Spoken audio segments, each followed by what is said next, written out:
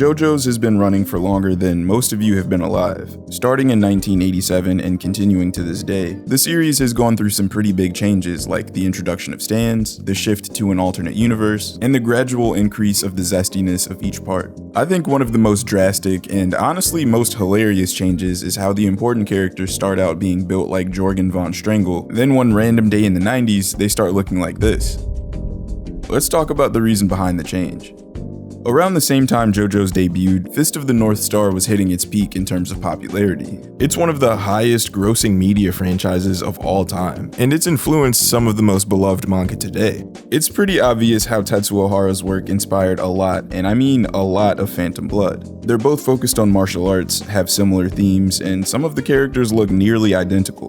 Jonathan and Dio, Kenshiro and Shin, both pairs are rivals turned enemies, and also, if you didn't notice, they're all big as hell. Aside from Araki being a big fan of Fist of the North Star and a friend of Hara's, the idea of playing it safe also has something to do with his earlier style of character design. Bigger characters were just what was popular at the time, and he's even said in interviews that he was just following the trend. He calls that period the era of Schwarzenegger and Stallone, and this is actually a really accurate way to describe it because these two set the standard for the ideal male figure back in the 80s. Beauty standards are constantly changing. In the 60s and 70s, thanks to people like the Beatles and David Bowie, the ideal male body in the West was more slender. Then in the 80s, Stallone and Schwarzenegger made the super muscular aesthetic popular, thanks in part to their blockbusters The Terminator and Rambo.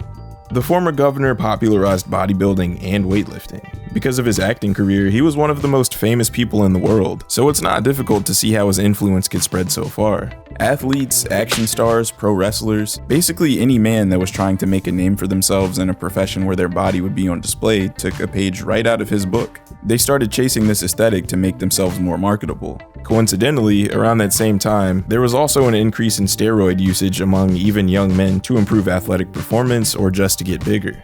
If you want a more complicated reason as to why society preferred big muscles back in the day, there's a book called Hard Bodies by a professor named Susan Jeffords that details how America's near obsession with hypermasculine features in the 80s stemmed from Reagan-era politics and a conservative reaction to the US losing the war in Vietnam. It basically has to do with America coping with taking such a monumental L overseas, as well as Reagan pushing more traditional ideals in his politics. The bigger you were, the more manlier you were seen as. While Jojo's characters' insane physiques did feed into the trend, there was a lot going on in the manga that challenged the idea of traditional masculinity.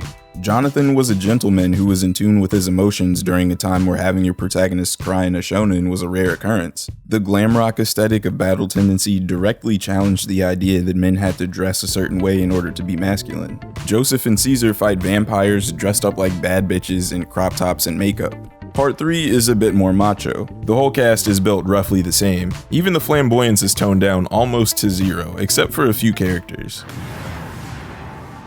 Jotaro is based on Clint Eastwood characters like Dirty Harry and Josie Wales. He's much more stoic, and honestly a bit of an asshole. But that's also because the delinquent persona among Japanese boys was becoming more popular at the time.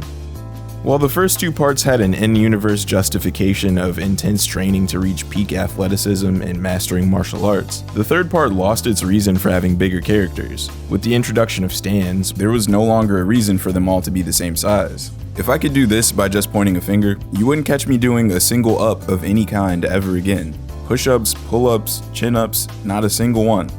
Part 4 started off with the same style, and at this point there had been 4 different protagonists that were nearly identical. The hair was basically the only difference. Diamond is Unbreakable is the first part in the series where the characters start to become a somewhat normal size. The chapters in the mid-20s are kind of a transitional period. Basically everyone except Koichi shrinks down from the size they were in chapter 1. By the 30s, they're almost half the size they originally were. Why is that?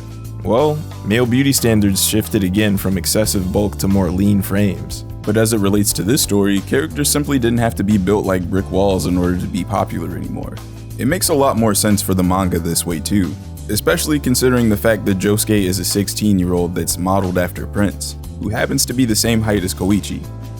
For the most part since then, the majority of the characters have had the physique of a model, and we all already know what the reason for this is.